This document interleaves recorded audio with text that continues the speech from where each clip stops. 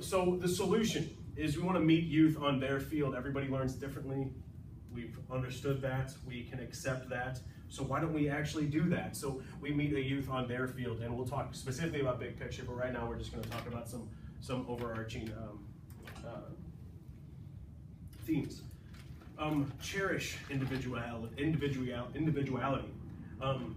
It's the great irony in America, like we love the individual, like pull yourself up by your bootstraps, like staunch individuality in America, like we praise the individual. We are all about the individual, but in education, it's all about standardization and conformity. So it's very strange that we're trying to create these unique individuals through such a standardized process. Praise failure, right? Yes, I don't mean like, just like, oh, you know, like in, I don't know, the warm fuzzy, like literally praise failure, because if you failed, what did you do? Tried, right? You tried. And I was definitely one of the students. Now I'm a pretty outgoing person and I could talk to anybody and usually become friends with anybody. But when I was younger, I was not that way at all. I was the kid that was terrified to raise his hand because I might be wrong. And if I was wrong, it meant I was dumb. And if I was dumb, it meant people thought I was dumb. And if people thought I was dumb, it was true. I was not intelligent, and that was something I was going to have to live with. So that fear of failure is something that we instill in kids. We literally fear the F, right? You don't want an F. You're scared to go home with a report card and show your parents you got an F because you failed. So no, we don't need to do that. We need to praise failure, because if you have failed something, that means you tried to do it. And if you can praise that ambition, that desire to try, then we instill that in our kids. Explore fears, hates, joys, and passions. Yes, fears and hates. I found this out at the conference. I thought this was really cool. Went to a workshop called Engaging Hate, and it was one of the coolest experiences I've had. And it talked about the value of hate and the things that we can get out of hate.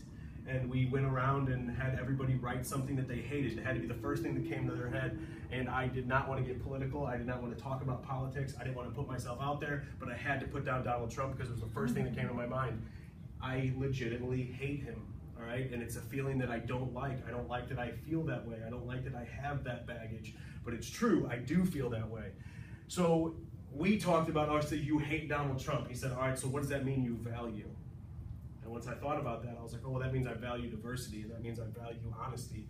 That means I value, being genuine, being human. I value humanity. So the things that make me hate Donald Trump is really just a way of expressing what I value.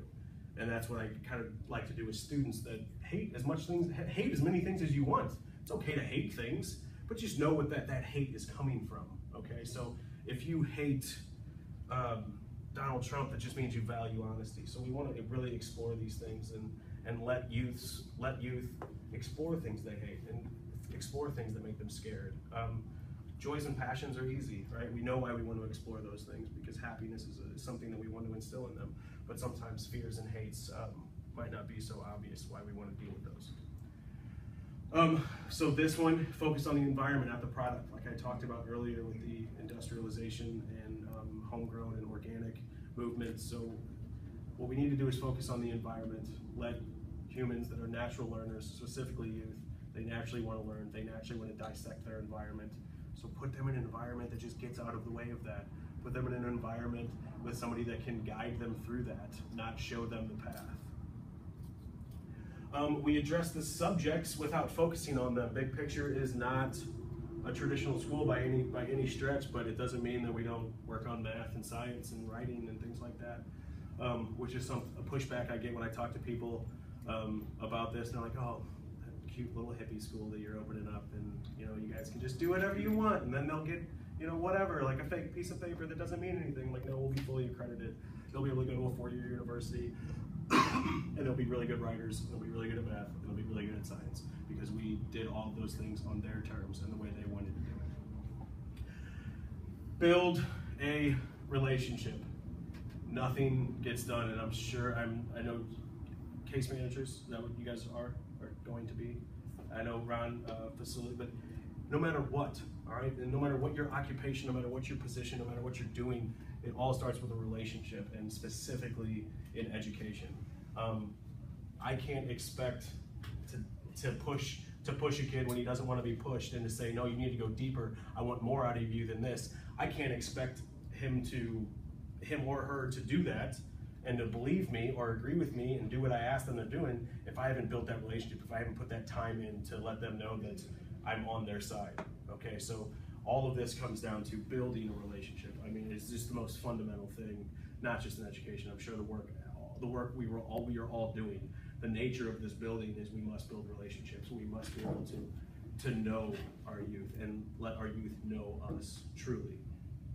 I was once told, and I thought it was very true, that no youth wants to be friends with their teacher, but all youth are looking to be friends with an adult. I idolized my older cousins when I was younger, and the people that were older than me. There's something naturally romantic, not in that way, but there's something naturally appealing about adulthood to younger people.